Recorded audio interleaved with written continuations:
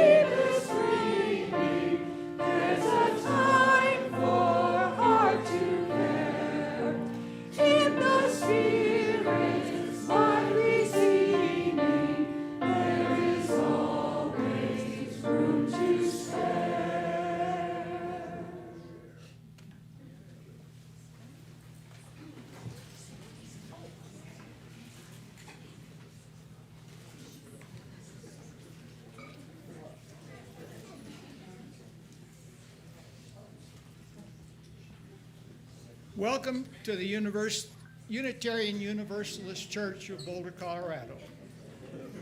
And welcome also on this first day of Pride Month.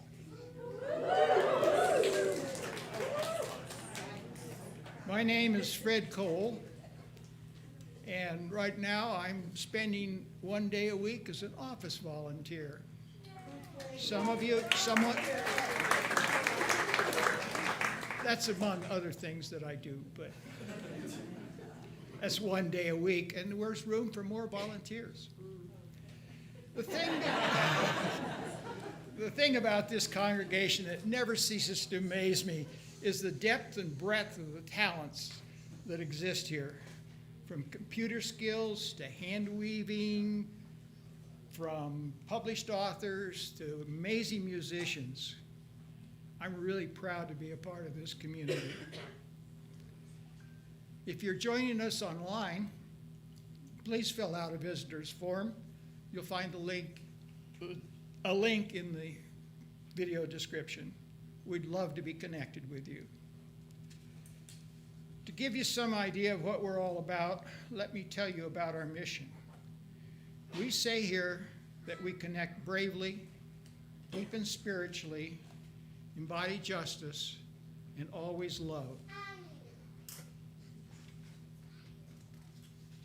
What we mean is that this community is inviting you into our shared time together today, but it's also inviting you into a way of life, a way of being in the world that may transform you.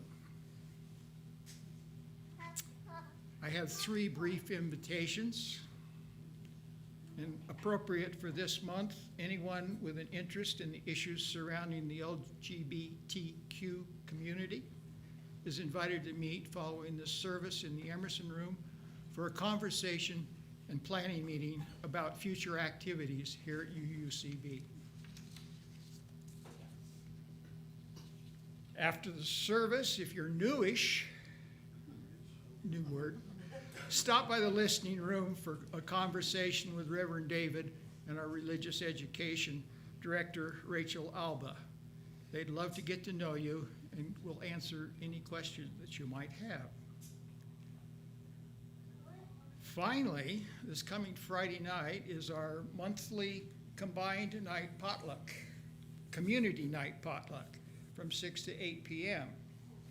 Now, we're doing something different. We're going to combine the potluck and the community night with a new member class, our next new member class from 6:30 to 8. So join us for the potluck, have a bite to eat, and then join Reverend David and others to learn more about becoming part of this community. Also during that evening, there will be an art project.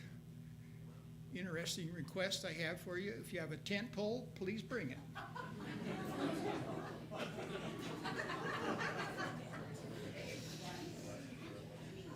And for the rest of us, it's game night.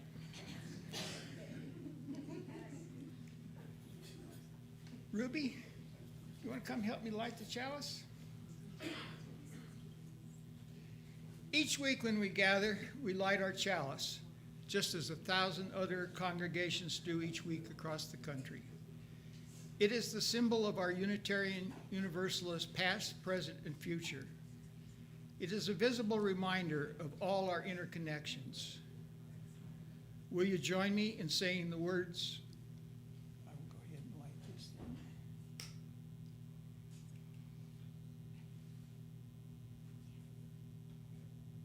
Let's get that one.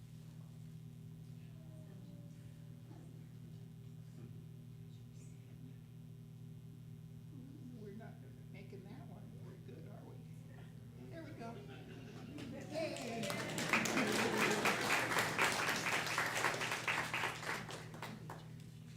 Will you join me in saying the words of our mission statement as I light the chalice? We gather in fellowship to connect bravely, deepen spiritually, embody justice, and always love.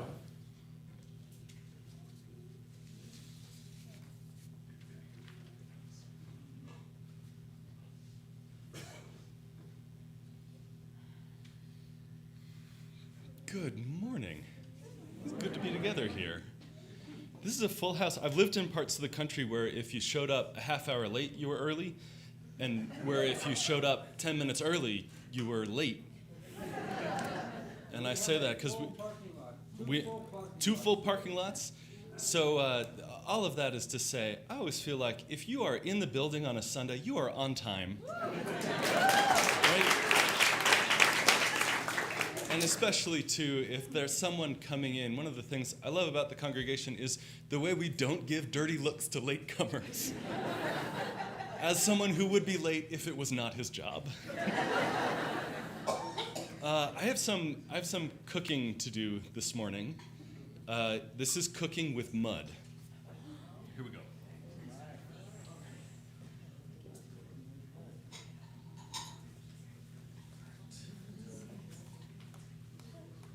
Okay, so here's our cooking demonstration. We've got some ingredients. Oh, I need a mixing bowl too. Here we go.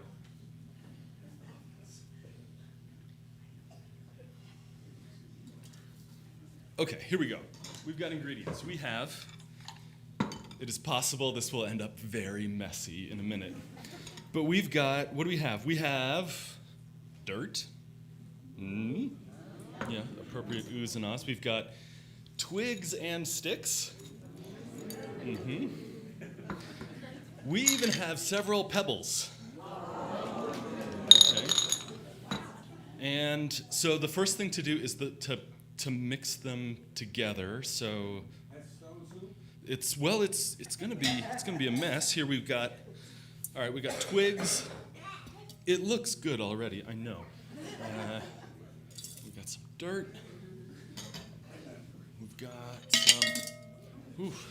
Relieved that didn't break. And then, all right, watch carefully what's gonna happen. What do you think will happen? It's gonna get dirty, yeah. It's gonna be a big thing of mud. Here we go. Whoa, yep, dripping slightly. Okay. Yep. What do you think? Would you like to try it? No, definitely not. What do you think's going to happen to this in the next hour? It's going to settle. It's going to separate. Yeah, exactly. Right now, it sort of looks like coffee or something. The coffee this morning is really strong. It kind of looks like this. Can you see a couple of pebbles have already fallen on the bottom? Yep. Right? And over the next hour, it is going to do exactly what Elizabeth said, which is that it is going to settle out, and bit by bit, probably the twigs and little bits of leaves might float to the top or sink to the bottom, and all the dirt's going to come down and down. In fact, I don't know if you all can see it, but I think it is slightly lighter than it was even a few seconds ago. This is already too watery to drink. And I'm going to put it right here.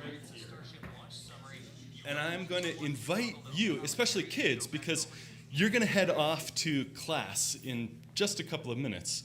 But come back after class and take a look and see how it's changed. Okay.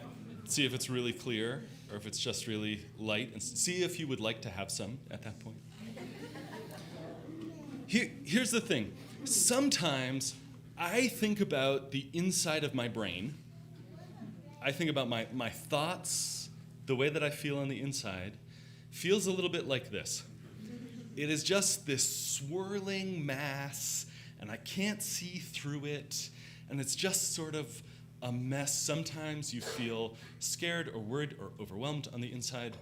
Sometimes there are so many thoughts going around your head of what you need to do and what you haven't done and what you have done and what you hope will happen and what you hope won't happen, that it's just sort of sludgy inside. And sometimes what it takes is slowing down enough to let all of the mud settle inside myself. Sometimes I need to let all of those big feelings just quiet themselves down again. And it's a slow process. What I want, when I feel that way, when I feel overwhelmed, what I want is to do this and not to feel that way at all anymore. And just like this, mud and muck, it takes time to settle down. And if it's been a little while, and it's only a little bit clearer, it only feels a little bit easier inside you, it doesn't mean something's gone wrong exactly. It just means that you need to give it some more time. Time to settle down and to slow down before you can feel a little bit clearer on your insides and see what's going on with yourself. So, come back at the end of this hour, see how clear it got, and think of how long it took between now and then for that to change. And maybe that's the sort of thing that happens inside of us, too. It takes that kind of time to change. Well, in just a minute, Paula's going to lead us in singing. And you all, kids, can join Rachel. You'll grab the kids' chalice that we lit from the one that's going to stay here and head down to classes for the hour.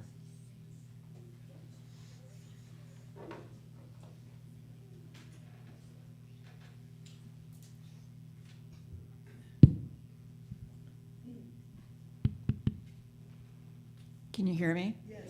Good. So we're going to do this from the piano today. So, if I can get the slides to show the words to the song, so that everybody can see them. Perfect. Perfect. We're going to sing "Gathered Here," and I'm going to play it through once for folks who might not be familiar. I'm going to sing it through once, and then I'll invite you to join me, and we will just sing it a while. And I have to say, I cannot think of a more wonderful thing as a child to being sung out into the next part of the service by a group of people that love me. It's so wonderful.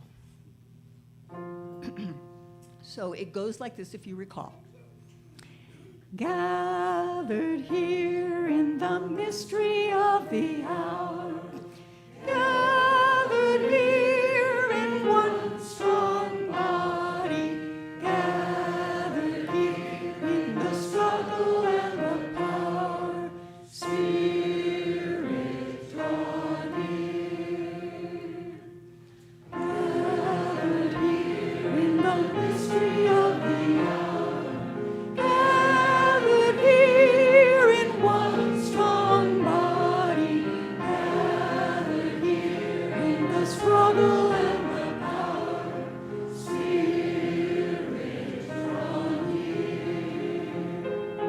Gathered here in the mystery of the hour, gathered here in one strong body, gathered here in the struggle and the power, Spirit draw near. Gathered here in the mystery of the hour, gathered here in one strong body, gathered here in the struggle and the power, Spirit draw near.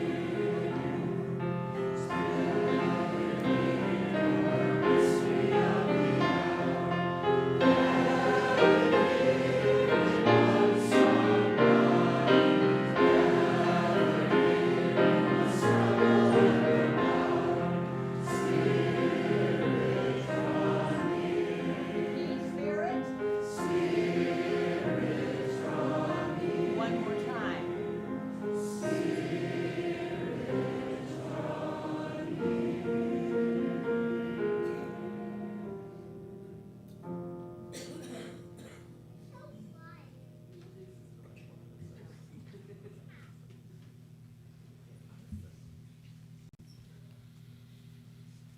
Take a breath with me.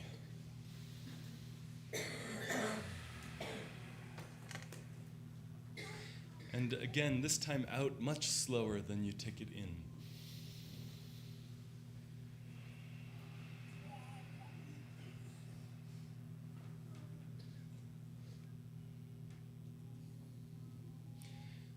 The composer John Cage, I think in the 1950s, once wrote a piece called 4 minutes and 33 seconds.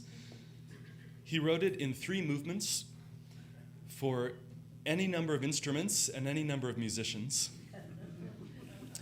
And in those 3 movements, what they do in each of them is make no sound at all. So that there are 4 minutes and 33 seconds of silence, which sounds a little bit like a joke, except I think Cage was very serious about this. What he wanted to draw attention to is that there is no such thing as silence. There's always some sound.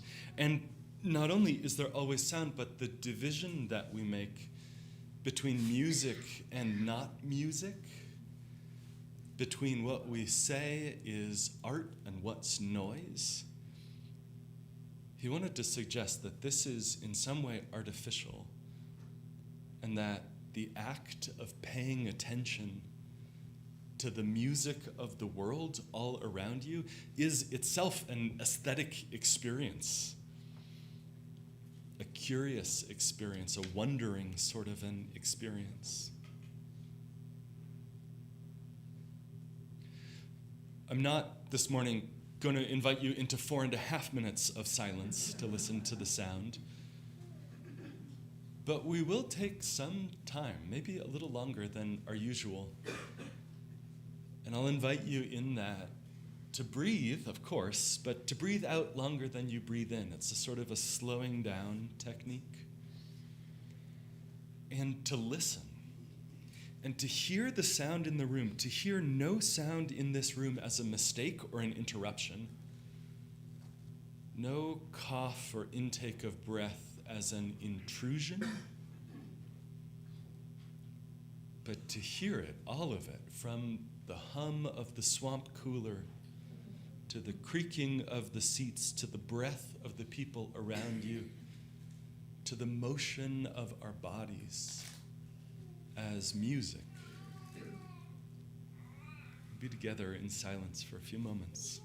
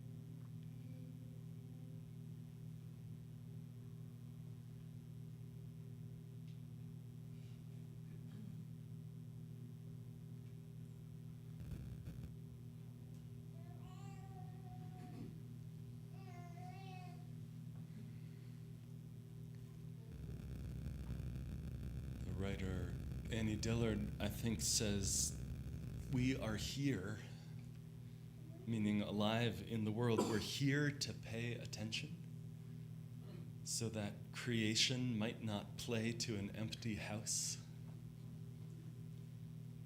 And it's work. It's active.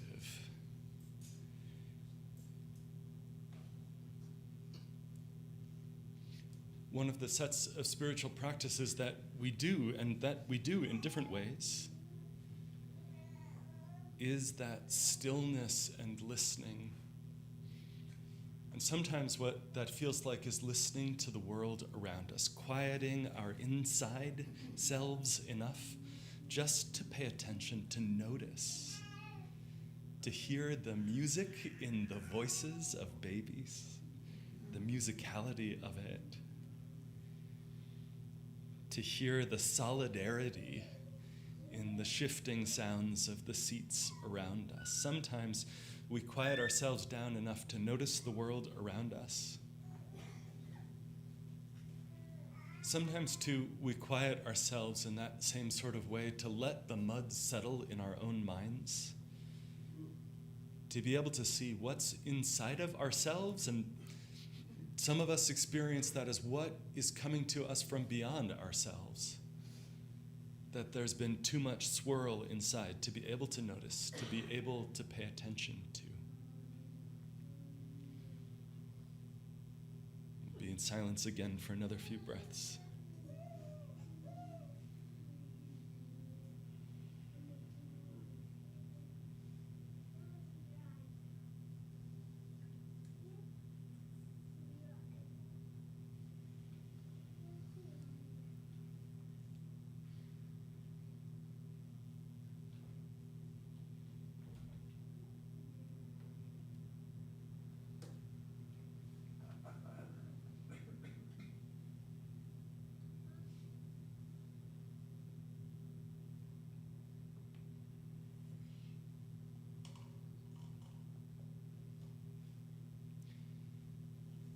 In that way, like John Cage suggests, silence starts to become not an absence, but a presence, not the cessation of all things, but a careful listening to the music of the world, of ourselves, within and beyond us.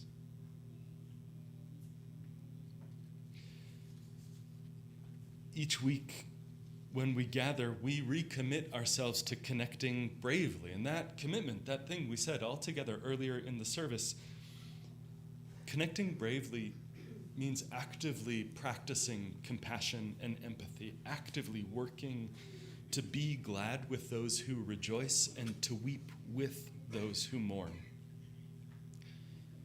And so we set aside time in the service each week to make visible all of those things that shape our lives, the joys and the sorrows and hopes and despairs. And in just a moment, for those of us meeting in person, I invite you to come forward as you feel moved. We'll start with the back of the room, and then the sides, and then the front. And silently to take a stone and let that stone be an emblem of everything that rests heavy on your heart, that anchors you in hope, that weighs you down with worry, and then place it into the earth.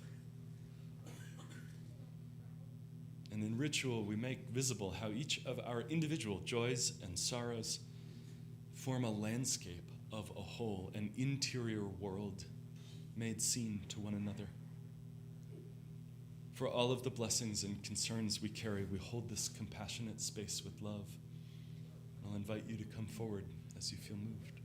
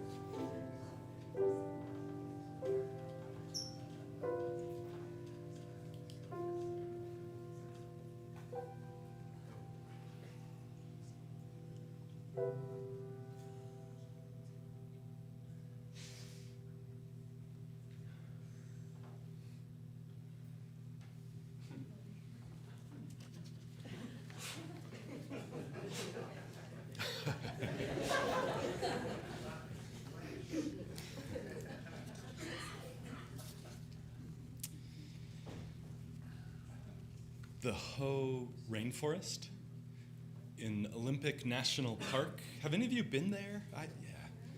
This is like a national park sort of a crowd this morning, I think.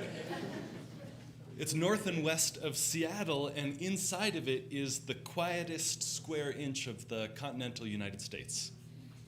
The quietest place in the country. It is a very green place. You think it's green out there right now after this rain. It is a green place there. There's mossy trees and mossy rocks and mossy ground. There's Sitka spruce and western hemlock that grow 300 feet tall. And they move in those slow circles as the wind pushes them. And there are massive feathery lichens and this rich brown soil of pine cones and needles and rotting leaves and bright fungus and enormous 9-inch long banana slugs. Elk graze, and there are cougar and bobcat hunting quietly, and tree frogs calling, and raccoons rambling around doing whatever it is raccoons do. At the center of all this is the quietest place in the country, not silent, right? Not free from noise, but free from the intrusion of any human sounds. It's not the remotest place in the country, it is the acoustically farthest place on the balance from roads and homes and flight paths. Gordon Hempton is the man who mapped this quietest place, the quietest places across the country, and he has made acoustic ecology his life's work. He explains why he does it. He says, I grew up thinking that I was a listener, except on my way to graduate school one time, I simply pulled over making the long drive from Seattle, Washington to Madison, Wisconsin, pulled over in a field to get some rest, and a thunderstorm rolled over me. And while I lay there, and the thunder echoed in the valley, I could hear the crickets, and I just took it all in. And it's then I realized I had the whole wrong impression of what it actually means to listen. I thought that listening meant focusing my attention on what was important even before I'd heard it, and screening out everything unimportant even before I'd heard it. In other words, he writes, I'd been paying a lot of attention to people, but I hadn't been paying a lot of attention to what is all around me. On that day, I discovered what it meant to be as alive as another animal in a natural place. And that changed my life. And I had one question, and that was, how could I be 27 years old and never have truly listened before? Imagine yourself in a place like that. You've been in some sort of a place like that, where there's no hum of things made by humans, but only you, another animal, in an ecosystem. When there's nothing pressing in on you like that, what takes your attention? Where does your mind go? What do you think about? I ask because that thing that he's describing, listening in the silence without deciding in advance what's important and what's not, this is one of the same essential tasks that we do in spiritual practice. We did this just a few minutes ago. When the swirl of our mind stops swirling, what do we see emerging from the mud? And I'm not asking for you to think of a theological proposition about who you hear and how, and I'm not asking for a psychological analysis of the mental processes at work. I'm saying instead of that, just listen. Don't start with an idea about what you'll find or why. Just listen. Start with the experience itself, and then follow it.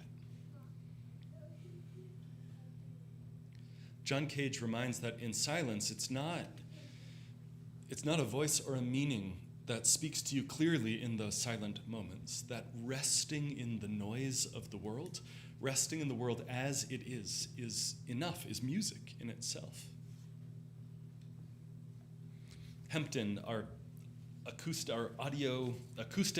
ecologist, he says, silence is a big challenge for adults. It's a big challenge for adults when it comes to silence because we are so busy being someplace else that when we're in a silent place, there are no distractions. We finally get to meet ourselves, and that can be frightening. It's like, did you ever, as a child, maybe as an adult, find a dark closet scary enough that you had to close it and turn on all the lights in the room? And here, this is me now saying, no, turn the lights off, open the closet, see what's in there in yourself. But this is part of what I appreciate about spiritual practice done in community, because we can do this stuff. You can meditate and be in silence in your own. But sometimes in community, there's the support that whatever it is you meet in that silence, the self that is frightening, you don't have to do that alone. In many of the small groups that we have, in the Soul Matters sharing circles, I know in the men's group, I know in a lot of these small groups, there's a time set aside, or maybe the whole of the gathering, a time set aside to be heard into speech. A time set aside to just say what is inside of you, to be listened to without having the people around you offer you theories and generalities and advice of what to do with it. A time to speak your experience without having the people around you fix you or save you or set you straight. A time to speak your experience aloud, to be heard into speech so that you don't have to do it alone. It's less scary that way. And then on the other side of that spiritual practice of speaking is the practice of empathy, the work of identifying with another. The work, because it is effort sometimes. No matter how different their circumstances might be, the work of tending and paying attention. It's hard work, not fixing and saving and setting someone else straight. The work of deep listening, then, is not only about meeting someone else, it's about meeting ourselves.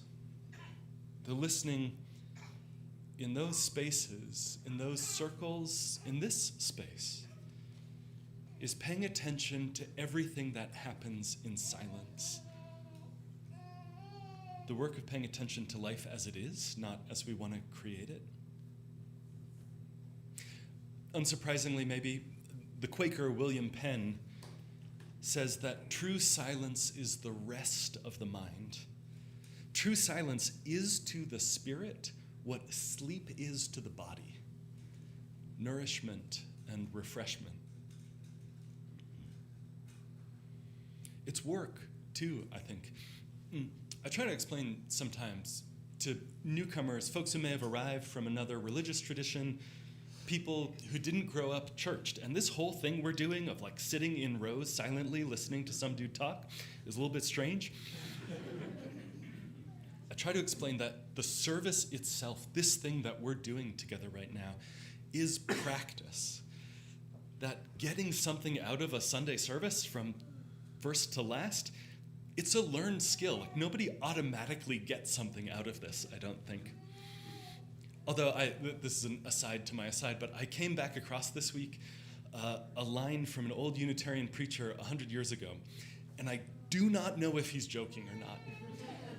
I think this is a joke, but it's too far past to tell. He says, Perhaps the act of simply sitting in straight rows once a week is sufficient to make the difference between civilization and barbarism.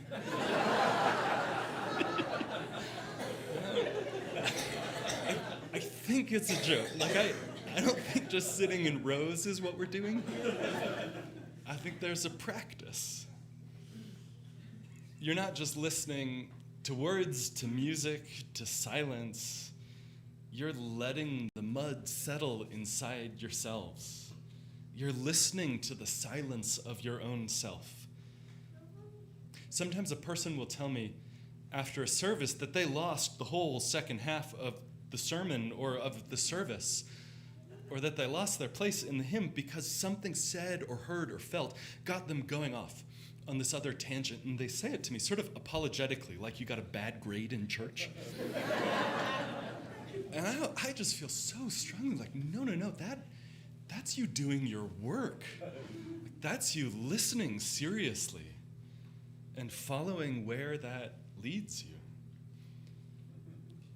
It's time when the fragments of ourselves come back together again, when we can slow down and be settled enough to open the closet door and see, all right, what's in here after all that I've been avoiding in myself?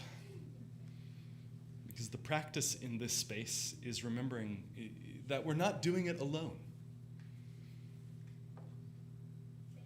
I heard the story once of a person who decided to turn an ordinary Monday into a day of silence.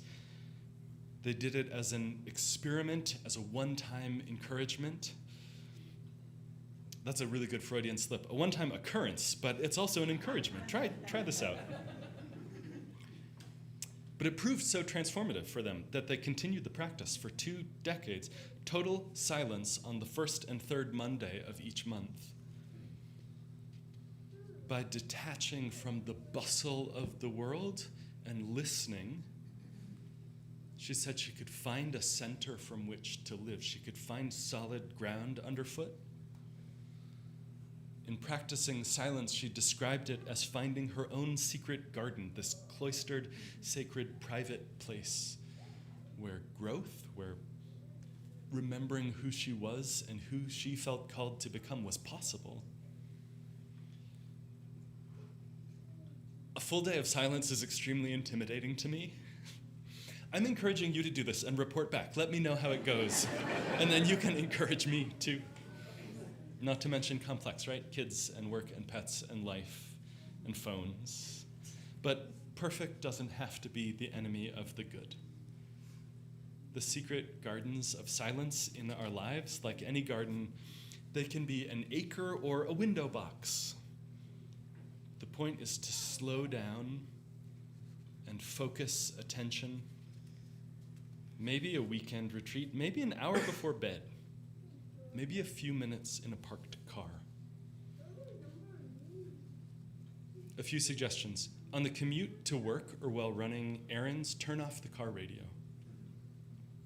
When you do a chore, when you fold the laundry, wash the dishes, straighten a room, try it in silence if you listen to podcasts exclusively while doing those things. Maybe when a task is complete, sit in just a restful awareness for a few minutes before jumping into the next chore on the list. Or after finishing a telephone conversation, just sit for a minute or two, breathe. Or take a long walk without earbuds pouring noise into your head. Try it for just a moment, and then I'll tell you one more story. Close your eyes. Find a way that your body doesn't intrude too much into your awareness. And breathe. And listen to the world outside yourself and the world inside, too. And whatever comes in this moment, you're not alone in it.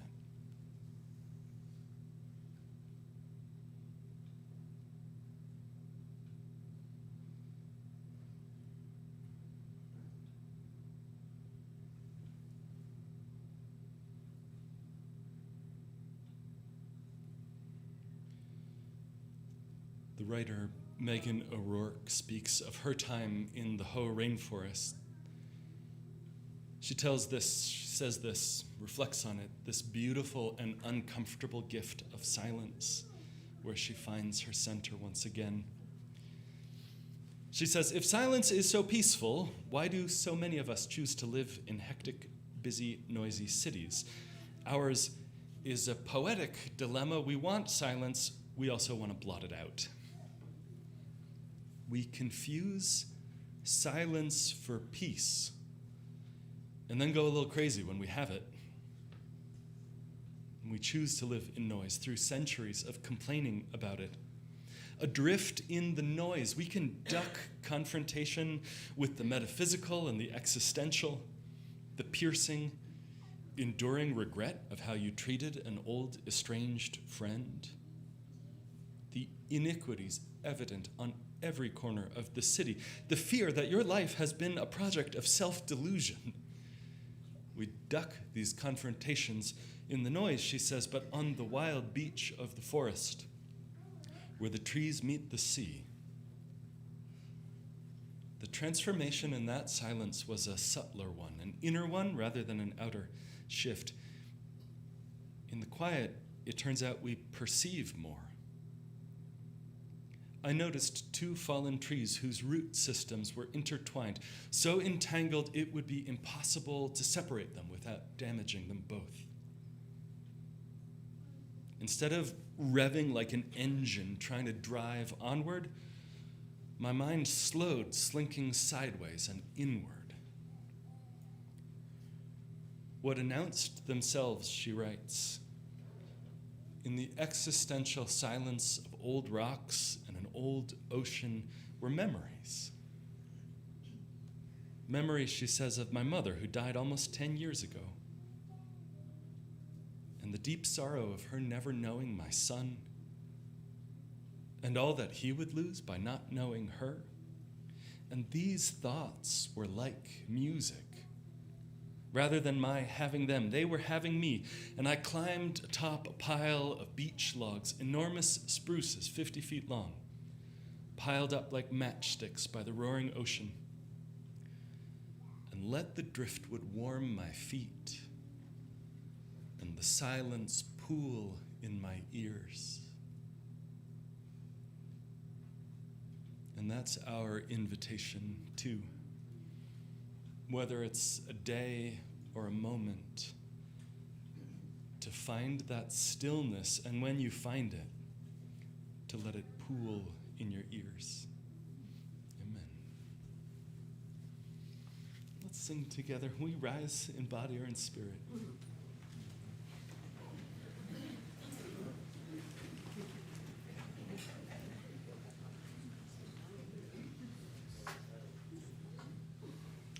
Take a moment again to breathe in and breathe out.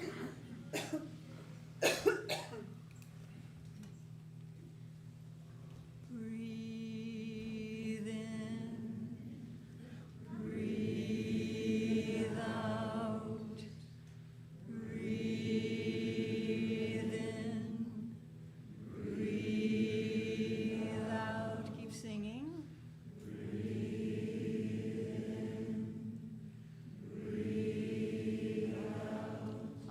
Parts. And as I add, feel free to join the part that you like to sing, or you can keep singing this.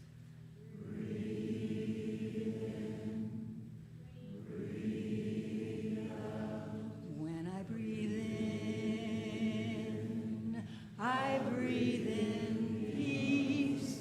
When I breathe out, I breathe out love. When I breathe in, I breathe in peace. When I breathe out, I'll breathe out love. When I breathe in, I breathe in peace. When I breathe out, I breathe out love.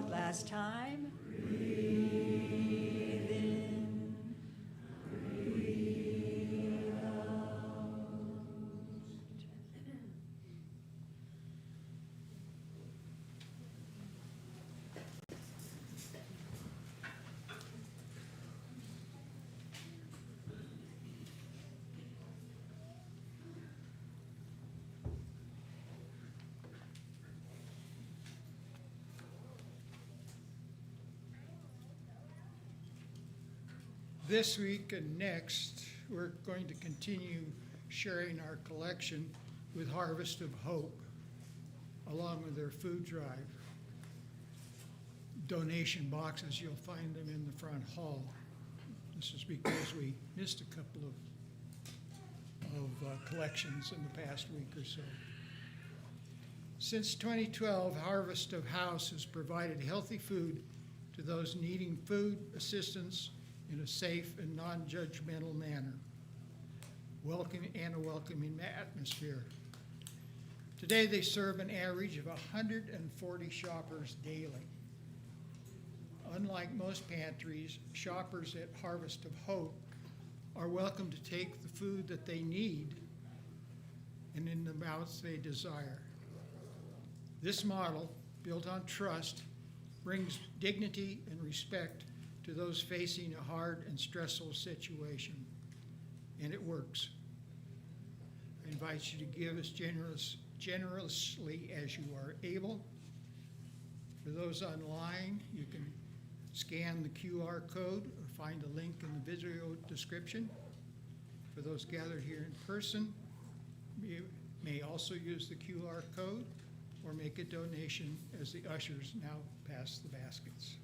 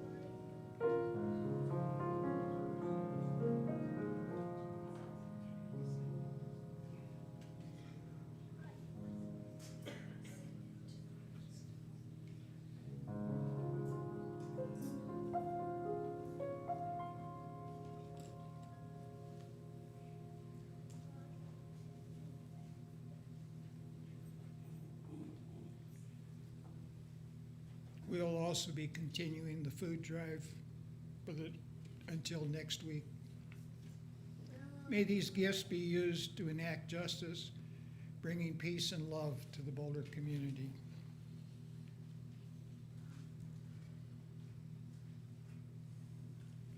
Can I do another invite? My mic, right? I'll put on one of my other hats. The General Assembly of the Unitarian Universalist Association will be held in Baltimore, Maryland from June 18th through June 22nd. There are 6 of us from here at UUCB who are planning to be there in body as well as in spirit.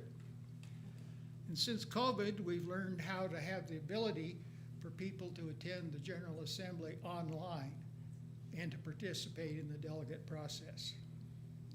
UUCB is authorized for up to 6 delegates this year. And the delegates attend the general business sessions 2.5 to 3 hours a day, hear the annual reports from the various functional entities of the association, and have the opportunity to participate in the floor discussions of the business items brought before the association, and to officially vote on those items. I'm asking now if there's anyone who's interested in becoming a virtual delegate representing us here at UUCB. Please contact me and we'll work out the details.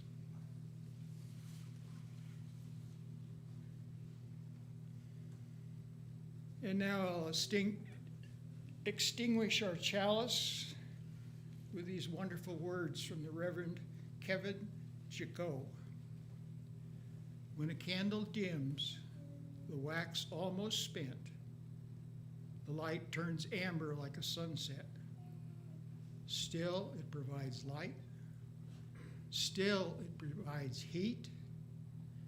Still, it can kindle a new flame and pass the glow on. I extinguish our chalice flame, but hope continues, uncertain and true, like candlelight, ready to spark again. Will you rise, embody your spirit as we close in song?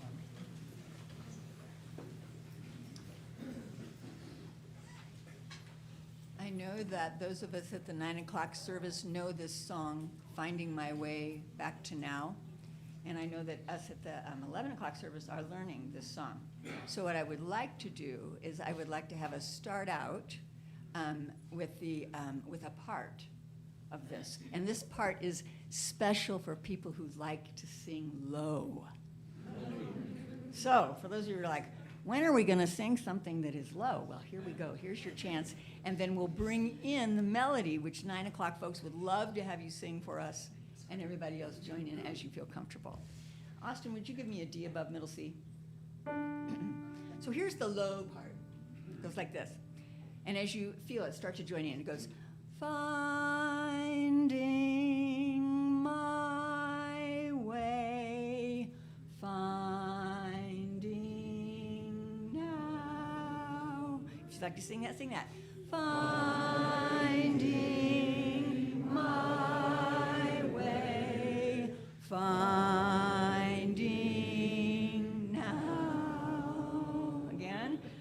Finding my way, finding now. One more time and then keep going. Finding my way, finding now. Keep going.